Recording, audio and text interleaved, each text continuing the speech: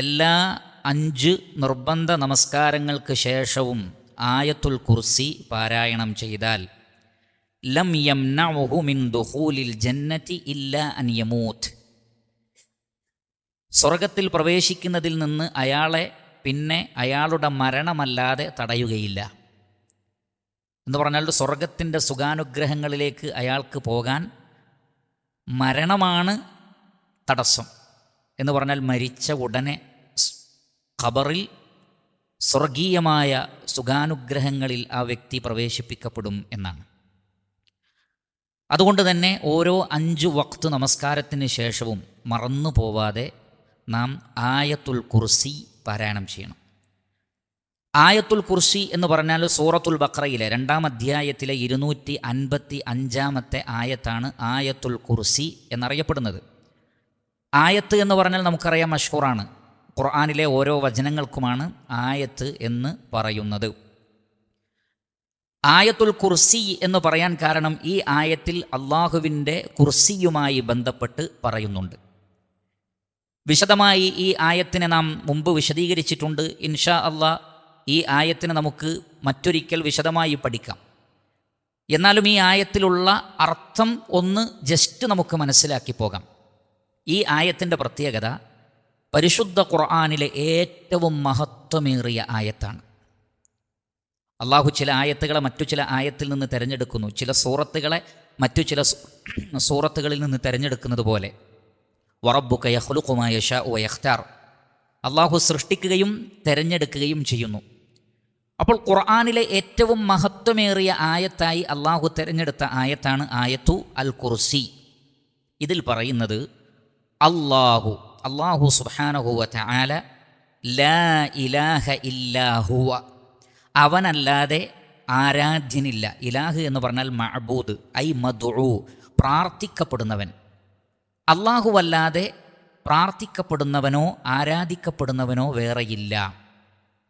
അപ്പോൾ സാക്ഷാൽ ആരാധ്യൻ അല്ലാഹു മാത്രമാണ്. അവനോട് മാത്രമേ പ്രാർത്ഥിക്കുവാനും പാടുള്ളൂ. എന്താണ് അതിനുള്ള കാരണങ്ങൾ? ആ കാരണങ്ങളാണ് പിന്നീട് പറയുന്നത്. 10ഓളം കാരണങ്ങൾ പറയുന്നുണ്ട്. അതിലൊന്ന് അൽ ഹയ്യു, അവൻ എന്നെന്നും ജീവിച്ചിരിക്കുന്നവനാണ്.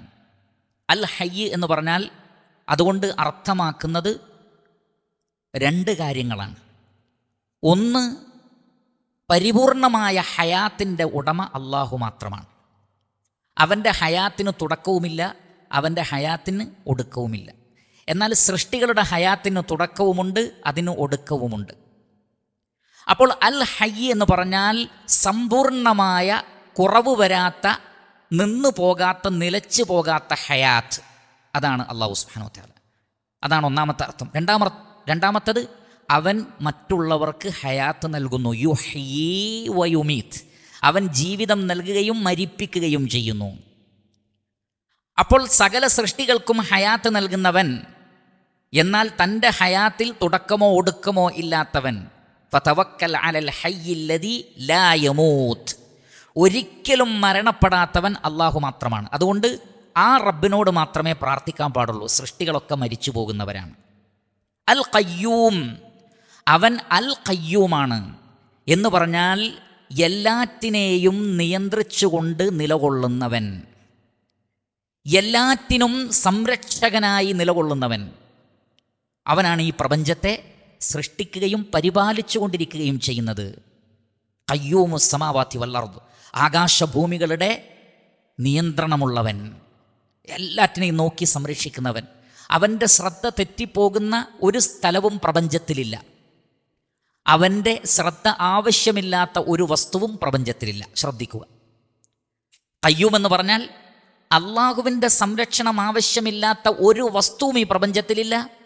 ആ വസ്തുക്കളിലേക്കൊക്കെ അള്ളാഹുവിൻ്റെ ശ്രദ്ധ എത്തുകയും ചെയ്യുന്നു. അവനിൽ നിന്നൊന്നും വിട്ടുപോകുന്നില്ല. അതാണ് അൽ ഖയ്യൂം എന്ന് പറഞ്ഞാൽ. എല്ലാറ്റിനെയും സംരക്ഷിച്ച് എല്ലാറ്റിനെയും നിയന്ത്രിച്ചുകൊണ്ട് നിലകൊള്ളുന്നവൻ. അതുകൊണ്ട് തന്നെ ലാ തഅഖുദുഹു സിനത്തുൻ വലാ നൗം, ലാ തഅഖുദുഹു, അവനെ പിടികൂടുകയില്ല, സിനത്തുൻ, മയക്കം, വലാ നൗം, ഗാഢമായ ഉറക്കവും. അള്ളാഹുവിന് ഉറക്കം മാത്രമല്ല ഇല്ലാത്തത്, മയക്കവുമില്ല. എന്ന് പറഞ്ഞാൽ ഒരു നിലക്കുമുള്ള ക്ഷീണമില്ല. അത് സൃഷ്ടികൾക്കുള്ളതാണ്. അത് സൃഷ്ടികളുടെ കാര്യമാണ്. സ്രഷ്ടാവ് എല്ലാ ന്യൂനതകളിൽ നിന്നും മുക്തനാണ്. അതുകൊണ്ട് തന്നെ അള്ളാഹുവിന് മയക്കവുമില്ല, ഉറക്കവുമില്ല. അള്ളാഹു എങ്ങാനും ഒന്ന് മയങ്ങിയാൽ, വലില്ലാഹിൽ മസലുൽ അല, അള്ളാഹുവിന് ഉന്നതമായ മിസാലുകളുണ്ട്. ഉദാഹരണത്തിന് വാഹനം ഓടിക്കുന്ന ഒരാൾ ഉറങ്ങിപ്പോയാൽ അപ്പോഴാണ് ആക്സിഡൻ്റ് ഉണ്ടാകുന്നത്. ഒന്നിനെ നിയന്ത്രിക്കുന്ന ആൾക്ക് മയക്കമോ ഉറക്കമോ വരാൻ പാടില്ല. എങ്കിൽ പ്രപഞ്ച സ്രഷ്ടാവ് മയങ്ങുകയോ ഉറങ്ങുകയോ ചെയ്തിരുന്നെങ്കിൽ ഈ പ്രപഞ്ചത്തിൻ്റെ അവസ്ഥ എന്താകുമായിരുന്നു? ഇന്നല്ലാഹ യുംസിക്കു സ്സമാവാതി വൽ അർദ അൻ തസൂലാ വലഇൻ സാലതാ ഇൻ അംസകഹുമാ മിൻ അഹദിൻ മിൻ ബഅദി. ആകാശഭൂമികളെ അവയുടെ സ്ഥാനത്ത് നിന്ന് തെറ്റാതെ പിടിച്ചു വെക്കുന്നവൻ അല്ലാഹുവാണ്. അതെങ്ങാനും തെറ്റിപ്പോയാൽ റബ്ബിന് പുറമെ ആര് നിങ്ങൾക്ക് പിടിച്ചു വെച്ച് തരും? ഒരു വലിയ പാറക്കഷ്ണം താങ്ങാൻ മനുഷ്യന് കഴിയില്ല. ഭൂമി ഒന്നാകെ ഇളകിയാൽ ആര് പിടിച്ചു വെക്കും? സൂര്യചന്ദ്ര നക്ഷത്രാദികൾ ഉതിർന്നു വീണാൽ ഏത് കൊട കൊണ്ട് അതിനെ തടയും? കഴിയില്ല. അങ്ങനെയുള്ള ഈ മഹാപ്രപഞ്ചത്തെ അവൻ നിയന്ത്രിച്ചു കൊണ്ടിരിക്കുന്നു. അതുകൊണ്ട് അവൻ ഉറക്കമില്ല, മയക്കമില്ല. ലഹു മാ ഫിസ് സമാവാതി വമാ ഫിൽ അർദ്. ആകാശങ്ങളിലും ഭൂമിയിലും ഉള്ളതെല്ലാം അല്ലാഹുവിൻ്റെതാണ്. എന്നാൽ ഇന്നത് വേറെ ഒരാളുടേതാണ് എന്ന് കാണിക്കാൻ കഴിയില്ല. അറൂനി മാദാ ഖലഖൂ മിനൽ അർദ് അം ലഹും ശിർകും ഫിസ് സമാവാത്ത്. മറ്റുള്ളവർ ഭൂമിയിൽ നിന്ന് ആകാശലോകത്ത് നിന്ന് വല്ലതും സൃഷ്ടിച്ചത് നിങ്ങൾക്കൊന്ന് കാണിച്ചു തരാൻ പറ്റുമോ? വല്ല പങ്കാളിത്തമുണ്ട്? ആർക്കെങ്കിലും ഷെയർ ഉണ്ടോ? മറ്റു പല കാര്യങ്ങളിലും ഷെയർ ഉണ്ട്, ഇതിൽ ഷെയർ ഇല്ല. അള്ളാഹുവിന് മാത്രമാണ്, ഒറ്റ ഉടമസ്ഥത മാത്രമേ ഉള്ളൂ. ഷെയറില്ല, കൂറുകാരില്ല, പങ്കുകാരില്ല. ലഹു മാ ഫിസ് സമാവാതി വമാ ഫിൽ അർദ് മൻ ദല്ലദീ യശ്ഫഉ ഇൻദഹു ഇല്ലാ ബിഇദ്നി. അള്ളാഹുവിൻ്റെ അനുവാദമില്ലാതെ ആരുണ്ട് അള്ളാഹുവിനോട് ശുപാർശ പറയാൻ? ഒരാൾക്ക് ശുപാർശ പറയണമെങ്കിൽ തന്നെ ആരോടാണോ ശുപാർശ പറയുന്നത് ആ ആൾ അനുവാദം കൊടുക്കണം. അങ്ങനെയുള്ളവനാകുന്നു അല്ലാഹു സുബ്ഹാനഹു വ തആല. എന്നാൽ മനുഷ്യർക്കിടയിലുള്ള ശുപാർശ അങ്ങനെയല്ല.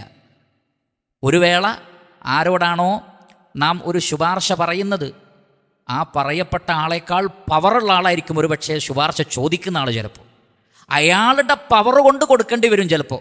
കാരണം ഇന്ന ആളാണ് കൊടുക്കാൻ പറഞ്ഞത്, എനിക്കത് നിരസിക്കാൻ പറ്റൂല. അപ്പോൾ ശുപാർശ പറയുന്നവനാണ് പലപ്പോഴും ഭൂമിയിൽ വലുപ്പമുള്ളത്. എന്നാൽ റഹ്മാനായ റബ്ബിൻ്റെ അടുത്ത് അങ്ങനെയല്ല. അള്ളാഹുവിനേക്കാൾ വലുതായി ആരുമില്ല. അതുകൊണ്ടാണ് നബി സല്ലല്ലാഹു അലൈഹി വസല്ലമ മിമ്പറിൽ ഖുത്ബ പറഞ്ഞുകൊണ്ടിരിക്കെ ഒരു അറാബിയായ മനുഷ്യൻ കയറി വന്നിട്ട് പറഞ്ഞു, നബിയെ മഴയില്ല, അതുകൊണ്ട് ഞാൻ അള്ളാഹുവിനെ താങ്കളുടെ ശുപാർശകനാക്കുന്നു. നബി സല്ലല്ലാഹു അലൈഹി വസല്ലം പറഞ്ഞു, സുബ്ഹാനല്ലാഹ്, അങ്ങനത്തെ വാക്ക് പറയരുത്, മറിച്ച് റബ്ബിനോട് നമ്മളാണ് ശുപാർശ പറയേണ്ടത്, അള്ളാഹു ആരോടും ശുപാർശ പറയില്ല. ആ വേർഡ് ഉപയോഗിക്കാൻ പാടില്ല എന്ന് പറഞ്ഞു. മാത്രമല്ല മക്കാ മുശ്രിക്കുകൾ അടക്കം പല ആളുകളും മുസ്ലിമീങ്ങളിലെ ഒരു വലിയ ഭൂരിപക്ഷവും വിചാരിക്കുന്ന എന്താണ്?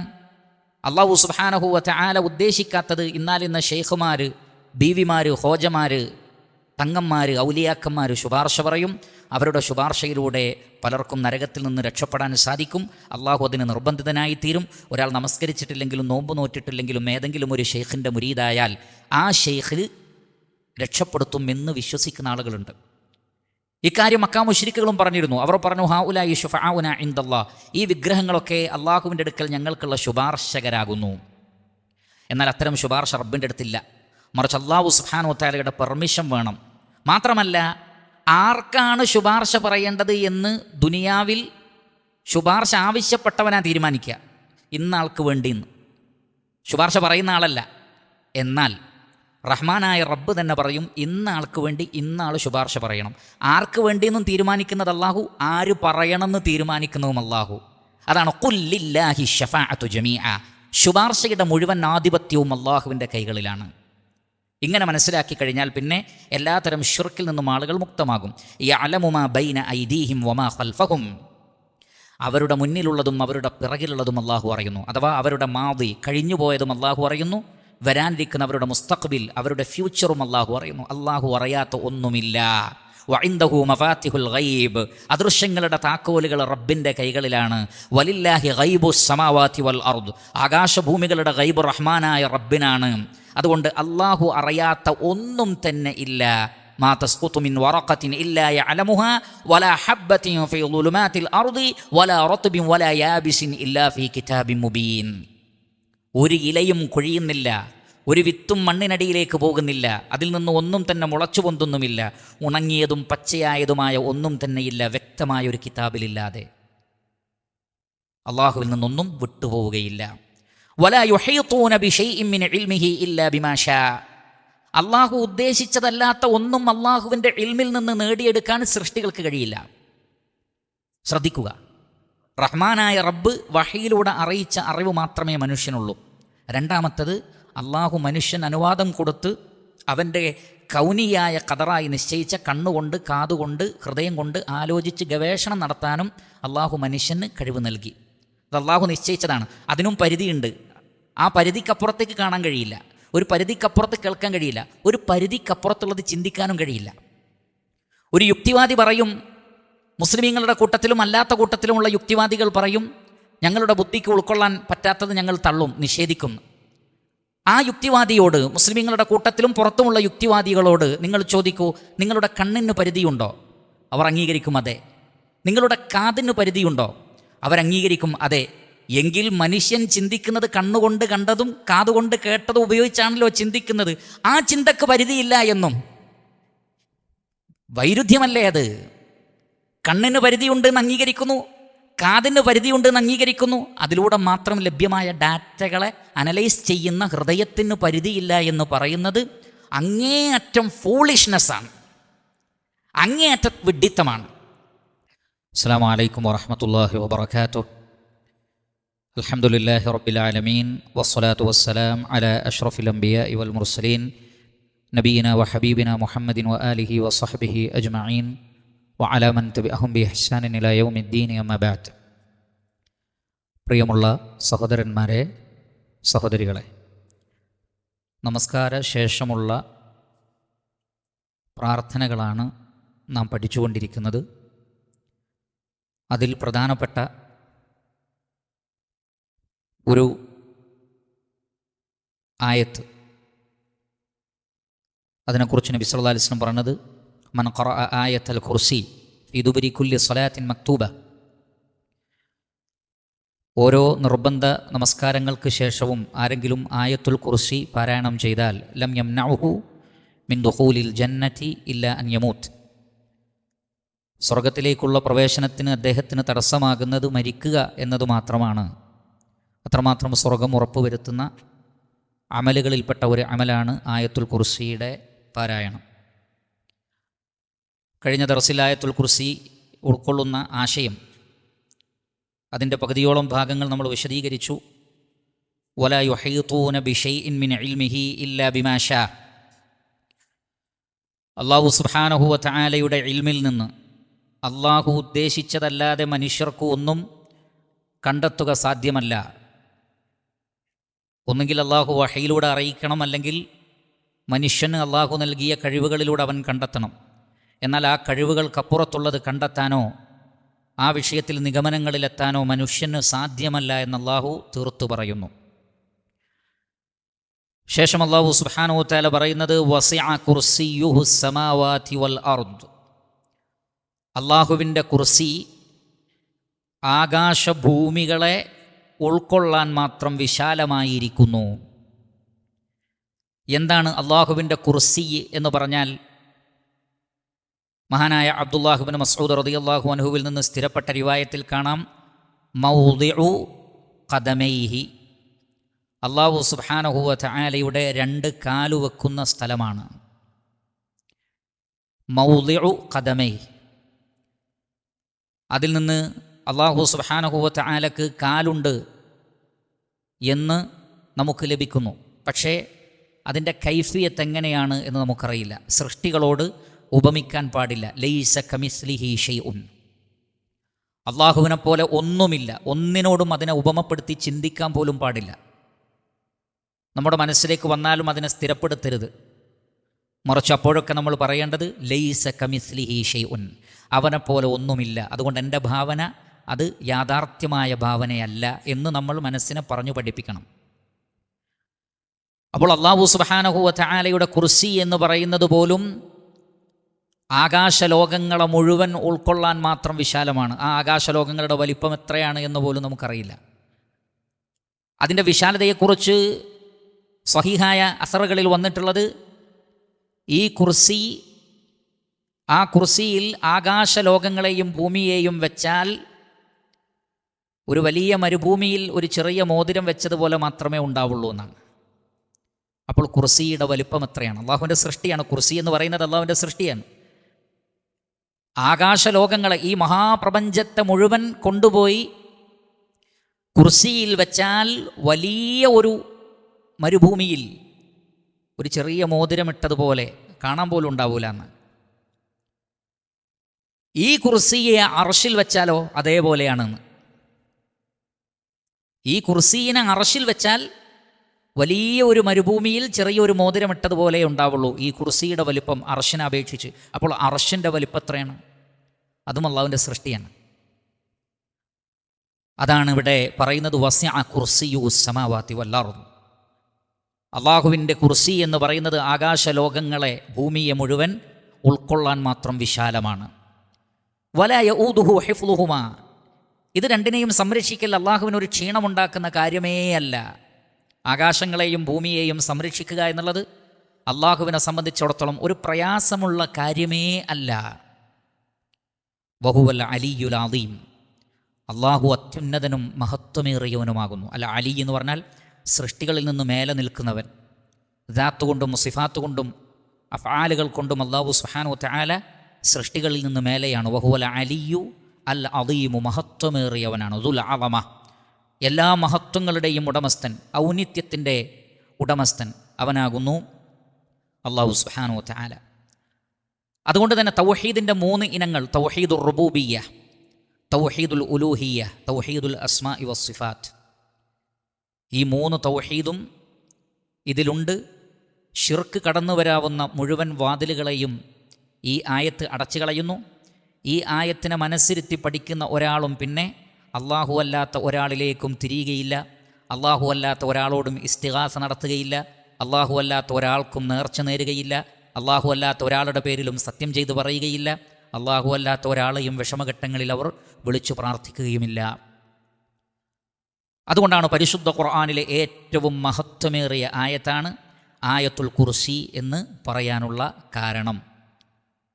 ഈ ഒരു ഹദീസിനെക്കുറിച്ച് മഹാനായ ഷെയ്ഖുൽ ഇസ്ലാം ഇബ്നു തൈമിയ്യ റഹ്മത്തുള്ളാഹി അലൈഹി അദ്ദേഹത്തെക്കുറിച്ച് അദ്ദേഹത്തിൻ്റെ ശിഷ്യനായ ഇബ്നുൽ ഖയ്യിം അൽ ജൗസിയ്യ റഹ്മത്തുള്ളാഹി അലൈഹി അദ്ദേഹം സാദുൽ മആദിൽ രേഖപ്പെടുത്തുന്നത്, എൻ്റെ ഉസ്താദ് പറയുന്നത് ഞാൻ കേട്ടു, അല്ലെങ്കിൽ അദ്ദേഹത്തെ സംബന്ധിച്ച് പറയുന്നത് ഞാൻ കേട്ടു, മാ തറക്തുഹ അഖീബ കുല്ലി സ്വലാത്തിൻ, ഒരു നമസ്കാര ശേഷവും ഞാനിത് പറയാതെ പോയിട്ടില്ല, ഞാനിത് ഉപേക്ഷിച്ചിട്ടില്ല. കാരണം ഏത് നമസ്കാര ശേഷവും ഇത് പറഞ്ഞാൽ സ്വർഗത്തിൽ പ്രവേശിക്കാൻ അയാൾക്കുള്ള തടസ്സം മരണമാണ് എന്ന് പറഞ്ഞാൽ അത്രമാത്രം സ്വർഗം നേടിത്തരുന്നതാണ്. അതുകൊണ്ട് തന്നെ ഞാനത് ഒരിക്കലും ഉപേക്ഷിച്ചിട്ടില്ല. എല്ലാ നമസ്കാര ശേഷവും ഞാൻ ആയത്തുൽ കുർസി ഓതിയിട്ടുണ്ട് എന്ന് ഷെയ്ഖുൽ ഇസ്ലാം ഇബ്നു തൈമിയ്യ റഹിമഹുല്ലാഹ് പറഞ്ഞിരിക്കുന്നു. അവിടെ സ്വാഭാവികമായും ആളുകളുടെ മനസ്സിലൊരു സംശയമുണ്ടാകും. മനുഷ്യന്മാർ ഒരുപാട് തെറ്റുകളും കാര്യങ്ങളൊക്കെ ചെയ്യുന്നവരാണല്ലോ. അപ്പോൾ എല്ലാ വഖ്ത് നമസ്കാരത്തിന് ശേഷവും ആയത്തുൽ കുർസി ഓതിയാൽ സ്വർഗത്തിലങ്ങ് കടന്നു കളയാം എന്ന് ഈ ഹദീസിനെയോ ഇത്തരം ഹദീസുകളെയോ മനസ്സിലാക്കരുത്. മറിച്ച് ഈ ആയത്ത് നിലനിർത്തണം. അതാണ് ഇസ്ലാമിലെ ഖിറാഅത്ത് എന്ന് പറഞ്ഞാൽ നിലനിർത്തലാണ്, വെറും പാരായണമല്ല. ഷെയ്ഖ് ഇബ്നു ബാസ് റഹ്മത്തുള്ളാഹി അലൈഹി അദ്ദേഹത്തോട് ഈ വിഷയം ചോദിക്കപ്പെട്ടു. ഇങ്ങനെ ഒരു ഹദീസ് ഉണ്ടല്ലോ, ഇങ്ങനെ ഒരു ഹദീസ് സ്ഥിരപ്പെട്ടിട്ടുണ്ടല്ലോ, അതിൻ്റെ മഅന എന്താണ്? ഇങ്ങനെ എല്ലാ നമസ്കാര ശേഷവും ഇതങ്ങ് പാരായണം ചെയ്താൽ സ്വർഗ്ഗം ഉറപ്പാണ് എന്നാണോ? അദ്ദേഹം പറഞ്ഞു, യുസ്തഹബ്ബു ബഅദ സ്വലാഹ് ബഅദ തസ്ബീഹി വത്തഹ്ലീലി ഖിറാഅത്തു ആയത്തിൽ കുർസി വയുർജാ ലഹു ബിദാലിക ദുഖൂലൽ ജന്ന ഇദാ ഇസ്തഖാമ. സ്വർഗത്തിലുള്ള പ്രവേശനം ആ വ്യക്തിക്ക് നമുക്ക് പ്രതീക്ഷിക്കാം, പക്ഷേ ബിശർത്ത് ഇദാ ഇസ്തഖാമ, ഇസ്തിഖാമത്തോടുകൂടി നിലനിൽക്കണം, സിറാത്തുൽ മുസ്തഖീമിൽ നിലകൊള്ളുന്ന ആളായിരിക്കണം. ഇദാ ഇസ്തഖാമ അലാ ദീനി വഹാഫള അലാ ദീനി യുർജാ ലഹു ദുഖൂലുൽ ജന്ന. ദീനിനെ സംരക്ഷിക്കണം, തൗഹീദിനെ സംരക്ഷിക്കണം, മറ്റു ചെയ്യേണ്ട കാര്യങ്ങളൊക്കെ ചെയ്യുന്ന ആളാണെങ്കിൽ സ്വർഗപ്രവേശനം എളുപ്പമാക്കും എന്നാണ് അർത്ഥമാക്കേണ്ടത്. അതല്ലാതെ മറ്റു കാര്യങ്ങളൊക്കെ ഉപേക്ഷിച്ചാൽ ഇത് ലഭിക്കും എന്ന അർത്ഥത്തിലല്ല. ഫഇദാ ഹാഫള അലാ മാ ഔജബല്ലാഹു അലൈഹി, ആ വ്യക്തിയുടെ മേൽ അള്ളാഹു വാജിബാക്കിയ കാര്യങ്ങളൊക്കെ ചെയ്യുകയും വതറക മാ ഹറമല്ലാഹു അലൈഹി, അള്ളാഹു ഹറാമാക്കിയതൊക്കെ ഉപേക്ഷിക്കുകയും ചെയ്താൽ വഖറഅ ആയത്തുൽ കുർസി, എന്നിട്ട് ആയത്തുൽ കുർസി പാരായണം ചെയ്യുകയും ചെയ്താൽ കുല്ലു ഹാദാ മിൻ അസ്ബാബി ദുഖൂലിൽ ജന്ന ഇദാ ഖറഅഹാ ബഅദ കുല്ലി സ്വലാത്ത്. അപ്പോൾ ഓരോ നമസ്കാര ശേഷവും ഇത് ചൊല്ലിയാൽ ഇതൊരു വലിയ കാരണമായി തീരും. സ്വർഗത്തിലേക്കുള്ള പ്രവേശനം എളുപ്പമാക്കി തീർക്കും. അതുകൊണ്ട് തന്നെ വഞ്ചിതരാവരുത് ഇത്തരത്തിലുള്ള ഹദീസുകളിലൂടെ. മറിച്ച് അള്ളാഹു നിഷിദ്ധമാക്കിയതൊക്കെ നിഷിദ്ധമായി കരുതുകയും അതിനെ ഉപേക്ഷിക്കുകയും അള്ളാഹു നിർബന്ധമാക്കിയ കാര്യങ്ങളൊക്കെ ജീവിതത്തിൽ കൊണ്ടുവരികയും ചെയ്യുമ്പോൾ മാത്രമാണ് ഈ ഹദീസിലുള്ള രൂപത്തിൽ നമുക്ക് ലഭിക്കുന്നത് എന്ന് പ്രത്യേകം മനസ്സിലാക്കുക. അതോടൊപ്പം ഇതുമായി ബന്ധപ്പെട്ട് ഫിഖ്ഹിയായ ഒരു മസ്അല. എങ്ങനെ? ഇതേപോലെ നമ്മൾ ഇടക്ക് വെച്ച് ആയത്തുകൾ ഓതുമ്പോൾ ഇസ്തിആദയും ബസ്മലയും ആവശ്യമുണ്ടോ? സാധാരണ നിലക്ക് നമ്മൾ ഖുർആൻ ഓതുമ്പോൾ അഊദു ബില്ലാഹി മിനശ് ശൈത്വാനിർ റജീം, അതേപോലെ തന്നെ ബിസ്മില്ലാഹിർ റഹ്മാനിർ റഹീം എന്ന് പാരായണം ചെയ്തുകൊണ്ടാണല്ലോ ഓതുന്നത്. അപ്പോൾ ഇതേപോലെയുള്ള സന്ദർഭങ്ങളിൽ ഓതുന്ന ആയത്തുകൾ ഖുർആനിൻ്റെ ഇടക്ക് വെച്ചാണ് നമ്മൾ ഓതുന്നത്. ഒരു ചാപ്റ്ററിൻ്റെ തുടക്കത്തിൽ നിന്നല്ല ഓതുന്നത്. അവിടെ ഇസ്തിആദയും ബസ്മലയും ആവശ്യമുണ്ടോ? അവിടെ നമ്മൾ മനസ്സിലാക്കുക, ഉലമാക്കൾ വിശദീകരിച്ചു. അജ്മഅ അൽ ഉലമ, അൽ മൗസൂഅത്തുൽ ഫിഖ്ഹിയയിൽ വന്നിട്ടുള്ള വാക്കുകളാണ്. അജ്മഅ അൽ ഉലമാഉ അലാ അന്ന അൽ ഇസ്തിആദത ലൈസത് മിനൽ ഖുർആനിൽ കരീം വലാകിന്നഹാ തുത്ലബു ലിഖിറാഅതിഹി ലിഅന്ന ഖിറാഅതഹു മിൻ അഅ്ളമി الطاعات وسعي الشيطان للصد عنها أبلغ وذهب جمهور الفقهاء إلى أنها سنة وعن عطاء والثوري أنها واجبة أخذا بظاهر قوله تعالى فإذا قرأت القرآن فاستعذ بالله ولمواظبته عليه الصلاة والسلام عليها ولأنها تدرأ شر الشيطان وما لا يتم الواجب إلا به فهو واجب واحتج الجمهور بأن الأمر للندب وصرفه عن الوجوب إجماع السلف على سنيته انتهى. ഈ ഫിഖ്ഹിൻ്റെ മൗസൂഅയിൽ പറയുന്നത്, അതിൻ്റെ വാള്യങ്ങളിൽ വിശദീകരിക്കുന്നത്, ഒരാൾ പരിശുദ്ധ ഖുർആനിൽ നിന്ന് എവിടെ നിന്നെങ്കിലും പാരായണം ചെയ്യുകയാണെങ്കിൽ അഊദു ഓതൽ വളരെയധികം പ്രാധാന്യമർഹിക്കുന്ന സുന്നത്താണ്. കാരണം പരിശുദ്ധ ഖുർആനിലുണ്ട് ഫൈദാ ഖറഅതൽ ഖുർആന ഫസ്തഇദ് ബില്ലാഹി മിനശ് ശൈത്വാനിർ റജീം. നിങ്ങൾ ഖുർആൻ ഓതുമ്പോൾ ഫസ്തഇദ് ബില്ലാഹി മിനശ് ശൈത്വാനിർ റജീം, ശപിക്കപ്പെട്ട പിശാചിൽ നിന്ന് അള്ളാഹുവിനോട് കാവലിനെ തേടണം. അപ്പോൾ അഊദു ബില്ലാഹി മിനശ് ശൈത്വാനിർ റജീം എന്ന് പറഞ്ഞുകൊണ്ടായിരിക്കണം ഏതു ഭാഗത്തു നിന്നും ഓതേണ്ടത്. അപ്പോൾ ഇത് അങ്ങേയറ്റത്തെ സുന്നത്താണ് എന്ന് ഒരു വിഭാഗം പണ്ഡിതന്മാർ, മറ്റൊരു വിഭാഗം പണ്ഡിതന്മാർ വാജിബാണ് എന്ന് വരെ പറഞ്ഞു. എന്തുകൊണ്ടാണത്? കാരണം പിശാചിനെ അകറ്റുക എന്നുള്ളത് വാജിബാണ്, അതിൽ സംശയമില്ല. അപ്പോൾ ഏതൊരു വാജിബ് പൂർത്തീകരിക്കാൻ മറ്റൊന്നാവശ്യമാണോ അതും വാജിബായിത്തീരും. അപ്പോൾ ഇസ്തിആദ വാജിബായിത്തീരും. കാരണം പിശാചിനെ അകറ്റൽ വാജിബാണെങ്കിൽ അഊദു ബില്ലാഹി മിനശ് ശൈത്വാനിർ റജീം എന്നതും വാജിബാണ് എന്നൊരഭിപ്രായം പറഞ്ഞവരുമുണ്ട്. എന്നാൽ കൂടുതൽ ശരിയായത്, കൂടുതൽ റാജിഹായിട്ടുള്ളത് സുന്നത്തുൻ മുഅക്കദയാണ്. നമ്മൾ ഏത് ഭാഗത്തു നിന്ന് ഓതുമ്പോഴും വളരെ നല്ലതാണ് അഊദു ബില്ലാഹി മിനശ് ശൈത്വാനിർ റജീം എന്ന് പറയൽ. എന്നാൽ ബിസ്മില്ലാഹിർ റഹ്മാനിർ റഹീം എന്ന് പറയണമോ? അവിടെ ഉലമാക്കൾക്കിടയിൽ വളരെ വലിയ അഭിപ്രായ വ്യത്യാസമുണ്ട്. ആദ്യം പറഞ്ഞതിൽ അഭിപ്രായ വ്യത്യാസമില്ല. എന്നാൽ രണ്ടാമത്തതിൽ ബിസ്മില്ലാഹിർ റഹ്മാനിർ റഹീം എന്നുള്ളത് ഖുർആനിലെ ഒരു ആയത്താണ്. അത് എല്ലാ അധ്യായങ്ങളുടെയും തുടക്കത്തിൽ വേറെ തന്നെ വന്നിട്ടുള്ള ആയത്താണ്. അതുകൊണ്ട് ഒരു ചാപ്റ്റർ തുടങ്ങുകയാണെങ്കിൽ മാത്രം ബിസ്മില്ലാഹിർ റഹ്മാനിർ റഹീം എന്ന് പറഞ്ഞാൽ മതി.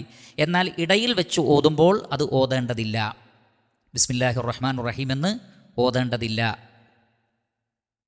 നബി സല്ലല്ലാഹു അലൈഹി വസല്ലമയിൽ നിന്നോ സഹാബികളിൽ നിന്നോ അങ്ങനെ കാണുക സാധ്യമല്ല എന്ന് അഭിപ്രായം പറഞ്ഞവരുണ്ട്. കാരണം എന്താണ്? അത് ഒരു ആയത്തായി തെറ്റിദ്ധരിക്കപ്പെടാതിരിക്കാൻ വേണ്ടിയാണ്. ബിസ്മില്ലാഹിർ റഹ്മാനിർ റഹീം എന്ന് പറഞ്ഞുകൊണ്ട് ഓതുമ്പോൾ ഒരു ആയത്ത് എന്നുള്ള നിലക്കാണോ അതിനെ ഓതുന്നത്, ആ നിലക്കുള്ളൊരു തെറ്റിദ്ധാരണ ഉണ്ടാവാതിരിക്കാൻ വേണ്ടി. അത് ഒരായത്തായി തീരുന്നത് എല്ലാ സൂറത്തിൻ്റെയും തുടക്കത്തിൽ മാത്രമാണ്. അതുകൊണ്ട് തന്നെ ഇസ്തിആദ ഖുർആനിൽ സ്ഥിരപ്പെട്ടതാണ്, എന്നാൽ ബസ്മല സ്ഥിരപ്പെട്ടിട്ടില്ല എന്ന് പറയുന്നു. അതേസമയത്തൊരു വിഭാഗം പണ്ഡിതന്മാർ പറഞ്ഞു, പരിശുദ്ധ ഖുർആനിലുണ്ട് ഇഖ്റ ബിസ്മി റബ്ബിക്കല്ലദീ ഖലഖ്, നിന്നെ സൃഷ്ടിച്ച നിൻ്റെ നാഥൻ്റെ നാമത്തിൽ നീ വായിക്കുക. അപ്പോൾ എപ്പോൾ വായന തുടങ്ങുമ്പോഴും ബിസ്മില്ല, അള്ളാഹുവിൻ്റെ നാമത്തിൽ. അതുകൊണ്ട് ബിസ്മില്ല എന്ന് പറഞ്ഞാലും കുഴപ്പമില്ല. മഹാനായ ഇബ്നുൽ ജസരി റഹിമഹുല്ലാ അദ്ദേഹം പറഞ്ഞു, യജൂസു ഫിൽ ഇബ്തിദാഇ ബി ഔസാത്തി സുവരി മുത്ലഖൻ സിവാ ബറാഅ അൽ ബസ്മല വഅദമുഹ ലികുല്ലിൻ മിനൽ ഖുറാഇ തഖയ്യുറാ. അത് കാര്യങ്ങൾക്ക് ഇഷ്ടം പോലെ ചെയ്യാം, ഓതാം ഓതാതിരിക്കാം, കുഴപ്പമില്ല. ബിസ്മില്ലാഹിർ റഹ്മാനിർ റഹീം എന്നുള്ളത് ഓതുകയും ചെയ്യാം, ഓതാതിരിക്കാം. എന്നാൽ ബറാഅയുടെ തുടക്കത്തിൽ, സൂറത്തു തൗബയുടെ തുടക്കത്തിലോ ഇനി സൂറത്തു തൗബയിൽ തന്നെ അതെവിടുന്ന് ഓതുമ്പോഴും ബിസ്മി ഓതേണ്ടതില്ല എന്ന അഭിപ്രായമാണ് പല പണ്ഡിതന്മാർക്കുമുള്ളത്. അതുകൊണ്ട് തന്നെ സൂറത്തു തൗബ ഒഴികെയുള്ള വേറെ ഏത് സൂറത്തും ഓതുമ്പോൾ അത് ഇടയിൽ വെച്ച് ഓതുകയാണെങ്കിലും ബിസ്മില്ല എന്ന് ഓതുകയോ ഓതാതിരിക്കുകയോ ചെയ്യാം. അത് ഖാരിയങ്ങൾക്ക് തിരഞ്ഞെടുക്കാവുന്നതാകുന്നു എന്ന് ഉലമാക്കൾ വ്യക്തമാക്കി. അതേസമയത്ത് ഇവിടെ ദഖീഖായ വളരെ വളരെ നല്ല ഒരു പോയിന്റ് ഉലമാക്കൾ പറഞ്ഞു വെച്ചിട്ടുണ്ട്. ചില സന്ദർഭങ്ങളിൽ ബിസ്മില്ലാഹിർ റഹ്മാനുർ റഹീം എന്നുകൂടി ഓതേണ്ടി വരും. അതെങ്ങനെയാണ് എന്ന് ചോദിച്ചാൽ ഉലമാക്കൾ പറഞ്ഞു, നിങ്ങൾ അഊദു ബില്ലാഹി മിനശ് ശൈത്താനിർ റജീം എന്ന് മാത്രം പറഞ്ഞ് പിന്നെ ഓതുന്ന ഭാഗം അള്ളാഹുവിനെ കുറിച്ചാണ് പറയുന്നതെങ്കിൽ അങ്ങനെ ഓതരുത്. അവിടെ ഒന്നെങ്കിൽ രണ്ടും ഓതാതിരിക്കുക, അല്ലെങ്കിൽ ബിസ്മി കൂടി ചേർത്തോതണം. ഉദാഹരണത്തിന് അഊദു ബില്ലാഹി മിനശ് ശൈത്താനിർ റജീം ഹുവല്ലദീ ഖലഖ ലക്കും മാ ഫിൽ അർദി ജമീഅ. ശപിക്കപ്പെട്ട പിശാചിൽ നിന്ന് ഞാൻ രക്ഷ തേടുന്നു, അവനാകുന്നു ആകാശഭൂമികളെ സൃഷ്ടിച്ചത്, അല്ലെങ്കിൽ ഭൂമിയിലുള്ളതെല്ലാം നിങ്ങൾക്ക് സൃഷ്ടിച്ചു തന്നത്. അങ്ങനൊരു മഅന അവിടെ വരാൻ സാധ്യതയുണ്ട്. അഊദു ബില്ലാഹി മിനശ് ശൈത്താനിർ റജീം ഹുവല്ലദീ ഖലഖസ് സമാവാതി വൽ അർള ഫീ സിത്തത്തി അയ്യാമിൻ. അങ്ങനെ വരരുത്. അതേപോലെ തന്നെ ഇമാം ഷാത്തിബി റഹ്മത്തുള്ളാഹി അലൈഹി പറഞ്ഞതാണ്, ആയത്തുൽ കുർസി പാരായണം ചെയ്യുമ്പോഴും അഊദു മാത്രം ഓതരുത്. അഊദു ബില്ലാഹി മിനശ് ശൈത്താനിർ റജീം അല്ലാഹു. കാരണം അറബി ഭാഷയിൽ ഒരു സിഫത്ത് പറഞ്ഞു പിന്നെ ഇസ്മു പറഞ്ഞാൽ അത് ഈ ഇസ്മിനെക്കുറിച്ചാണ് വിശദീകരിക്കുന്നത് എന്ന ഒരു മഅനയാണ് വരിക. അങ്ങനെ ഒരു മഅന വരാൻ പാടില്ല. ശപിക്കപ്പെട്ട പിശാച് അല്ലാഹു ആകുന്നു, അവനല്ലാതെ ആരാധ്യനില്ല എന്നൊരർത്ഥം വരാൻ സാധ്യതയുണ്ട്. അപ്പം അതുകൊണ്ട് തന്നെ പിശാചിനെക്കുറിച്ച് പറഞ്ഞ ഉടനെ തന്നെ അള്ളാഹുവിൻ്റെ ഇസ്മോ അള്ളാഹുവിൻ്റെ സിഫാത്തുകളോ ആണ് പറയുന്നതെങ്കിൽ ബിസ്മിക്ക് ശേഷം ആയത്ത് തുടങ്ങുക. അപ്പോൾ അഊദു ബില്ലാഹി മിനശ് ശൈത്താനിർ റജീം ബിസ്മില്ലാഹിർ റഹ്മാനിർ റഹീം അല്ലാഹു ലാ ഇലാഹ ഇല്ലാ ഹുവൽ ഹയ്യുൽ ഖയ്യൂം. ഇല്ലെങ്കിൽ രണ്ടും ചൊല്ലാതെ അല്ലാഹു ലാ ഇലാഹ ഇല്ലാ ഹുവൽ ഹയ്യുൽ ഖയ്യൂം. അതൊരു അദബാണ്, ഒരു മര്യാദയാണ്. അത് തെറ്റിച്ചു എന്നതുകൊണ്ട് അയാൾ ഒരു ഹറാമ് ചെയ്തു എന്ന് പറയില്ല, പക്ഷേ ഖിറാഅത്തിൻ്റെ അദബിൽപ്പെട്ടതാണ്. അതേപോലെ തന്നെ ബിസ്മി ഓതിയതിന് ശേഷം ഷെയ്ത്താനിനെ കുറിച്ചുള്ള പരാമർശം വന്നാലോ അപ്പോൾ അഊദുവിൽ മതിയാക്കലാണ് ഖൈർ, ബിസ്മി ഓതേണ്ടതില്ല.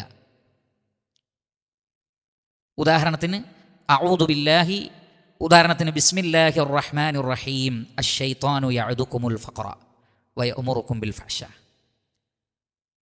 അവിടെ റഹ്മാനുർ റഹീം അശ്ശൈത്താൻ, അത് ഷെയ്ത്താൻ്റെ വസ്ഫായി വരും, അല്ലെങ്കിൽ അങ്ങനെ ഒരു ധാരണ ഉണ്ടാക്കി തീർക്കും. അതേപോലെ ബിസ്മില്ലാഹിർ റഹ്മാനുർ റഹീം ലഅനഹുല്ലാഹ് എന്നൊരായത്.